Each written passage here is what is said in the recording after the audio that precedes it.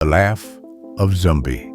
In the Altacan village of Nyeni, there was a man named Zumbi who was known for something very strange. He laughed at funerals. While the villagers gathered to mourn the dead, Zumbi's laughter would ring out like a wild drumbeat. His laughter wasn't mocking nor nervous, but one full of strange, almost mystical joy. It wasn't long before the villagers began to talk behind his back. Some said he was cursed, while others whispered that he was touched by the spirits of the ancestors. Nyeni was a village steeped in tradition, where the dead were honored with elaborate ceremonies. The elders believed that the spirits of the departed guided the living, and so funerals were a solemn time of reflection, of quiet grief. Yet, Zumbi's constant outbursts at these ceremonies made many uneasy. He never spoke of why he laughed, simply nodding to those who asked and walking away. One day, tragedy struck Nyeni. The village's beloved chief, Chief Obasi, passed away. The chief had led the village for many years, ensuring peace, prosperity, and wisdom for all. He had been like a father to the people of Nyeni. His death was a deep loss, and the preparations for his funeral were grand and somber. The whole village, from the youngest child to the oldest elder, gathered to pay respects. But even in this sacred time, the question on everyone's mind was, would Zumbi show up? And if he did, would he laugh again?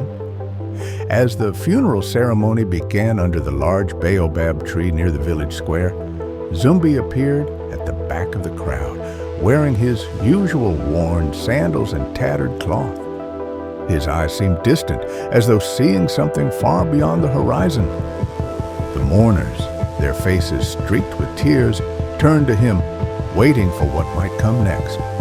And then, just as the priest began to speak, Zumbi's laugh erupted. It was loud, wild, and full of energy. The villagers froze. Their tears momentarily stopped as they looked at him in disbelief. Chief Obasi's eldest son, Okpara, rose in anger.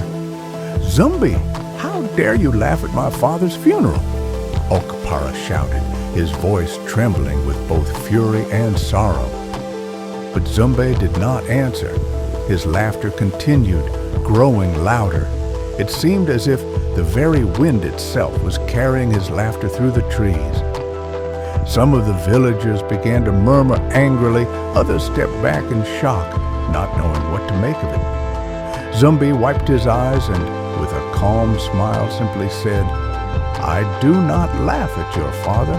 I laugh because I see the truth you cannot." The crowd grew quiet, confusion settling in. Okpara was shaking with rage. "What truth? What nonsense are you speaking?"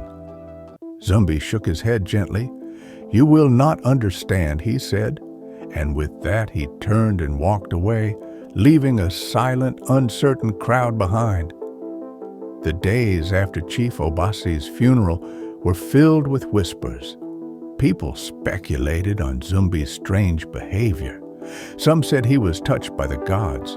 Others thought he was mad. But no one could say for sure. Okpara, consumed with anger and confusion, could not let go of Zumbi's words. He vowed to find out what Zumbi had meant. Then, a few weeks later, another tragedy struck the village. A young woman named Amara, known for her kindness and beauty, was found dead under mysterious circumstances. The entire village was in mourning again, and everyone wondered if Zumbi would attend this funeral as well. Everyone was also afraid of what might happen if he did.